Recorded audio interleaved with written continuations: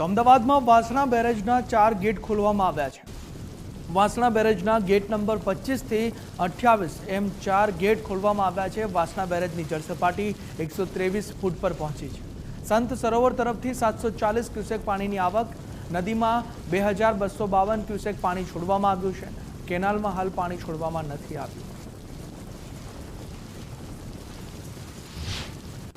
અમદાવાદમાં છેલ્લા 3 દિવસથી સતત ભારે વરસાદ વરસી રહ્યો છે અને તેના જ કારણે સાબરમતી નદીમાં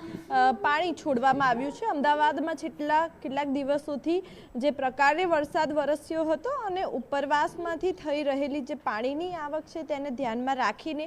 વાસણા બેરેજના જે 4 જેટલા જે ગેટ છે તે ખોલવાનો નિર્ણય લેવામાં આવ્યો છે। એટલે કે બેરેજના ગેટ નંબર 25, 26, 27 અને 28 ખોલીને સાબરમતી નદીમાં નિયંત્રિત રીતે જે પાણી છોડવાની જે કામગીરી છે તે આજથી શરૂ કરવામાં આવી છે અને તંત્ર દ્વારા તે મુદ્દે જે આંકડા છે તે પણ જાહેર કરવામાં આવ્યા છે, જેમાં વાસણા બેરેજની જે જળ સપાટી છે તે 123.00 ફૂટ નોંધાઈ હતી અને હાલમાં સંત સરોવર તરફથી 740 જેટલું જે ક્યુસેક પાણીની જે આવક છે તે પણ નોંધાઈ છે અને બીજી તરફ બેરેજમાંથી સાબરમતી નદીમાં કુલ 2252 જેટલું જે ક્યુસેક પાણી છે તે છોડવામાં આવ્યું છે, જેથી નદીના જળસ્તરમાં વધારો થવાની જે શક્યતા પણ સામે આવી રહી છે અને તંત્ર દ્વારા કહી શકાય કે હાલમાં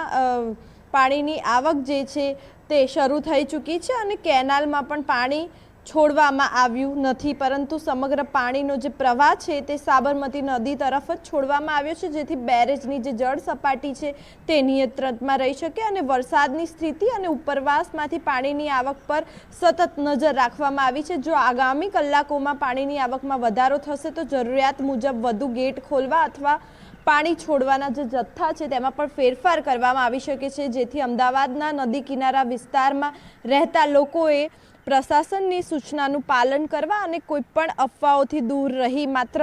સત્તાવાર માહિતી પર વિશ્વાસ રાખવા માટેની જે અપીલ છે તે પણ કરવામાં આવી છે અને બીજી તરફ